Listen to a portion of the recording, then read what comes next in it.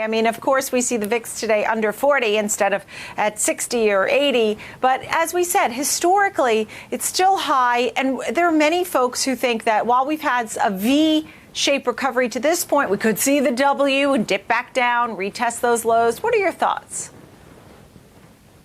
Well, you know, Nicole, as you probably know, last time I talked to you, too, we're in a mode where we don't feel like the damage is quite factored into the marketplace at this time. I mean, I could give so many factors that are the deepest cuts ever. And when that's going on, it's very hard for people not to be somewhat defensive. And for us, that means we have to have more cash than we normally have. And I think in time, maybe we see some visibility, but at this point in time, it's very hard to do. Right. So what is your strategic play here? I know you have a few picks. How are you going to navigate this market? You know, we have three strategies that we operate in, a very, very conservative fixed income strategy. And then we have sort of a mid strategy called a high income strategy. And then we have obviously our stock strategy. All strategies have cash in them right now, somewhere between 25% and 40%. And it's not because we don't want to own things. It's just that things are not in a position where we feel like that the value is there for us to take on. From a stock standpoint, we're trying to buy companies we feel like can get across the river, so to speak. And if you look at that, those are companies that don't have a ton of debt. They're companies that are in a position where they can pay a dividend. I'll give you some examples of those. We own Pfizer. You know, we own Unilever, we own MasterCard, and then we own some income items, you know, a couple of things that Enterprise Products, a very high income item.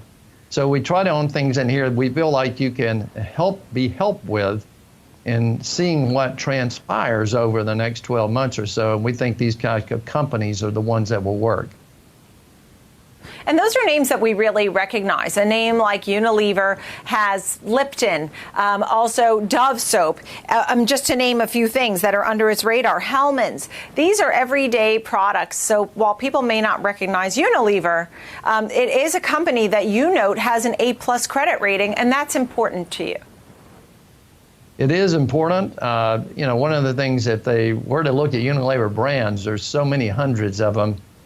The average person can just go down the list and say, I know this, I know this, I know this. And there's a lot of European brands as well, but they're made by the same people. But that's one of those types of companies. I mean, you're going to have companies, I think. Look, today the 5-year Treasury is about a 0.35 or so.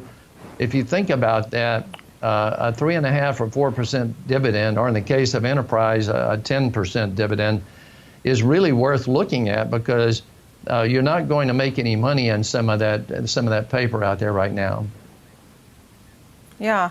So you had MasterCard, Unilever, Pfizer. I know MasterCard, you really like the low debt aspect, which we discussed a moment ago. I see you have some longer term energy names too. I just wanted to delve into those just quickly. Enterprise Products, EPD, and Brigham Minerals, MNRL.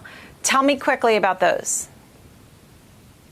Well, Enterprise is a company we've owned a long time. I mean, it's one of those limited partnerships we've had a long, long time. They're very well positioned. I mean, I think they're one of the top 2 conservative pipelines that you can buy.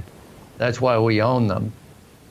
Brigham is a small company. It's a royalty company. But if you think about oil today at $15, $16, $17, and let's say you think that over the next course of 2 or 3 years, oil goes back to even use $40 or $50. I think that's certainly doable. Then you want to own something that's going to participate in the price of the oil, and that's where Brigham comes in. It's a small company, but they don't have any debt, and I think you'll find that that's the type of company that you'll do well with. But you got to think long term on it. Yeah, so it doesn't sound like you want to buy all the energy stocks or an ETF in energy. It sounds like you're being somewhat more specific. Or would you say, hey, pick up just energy overall? Last quick thought. Not overall. I think service companies are tough for us, and probably maybe some of the big producers, but I like the ones that pay the income.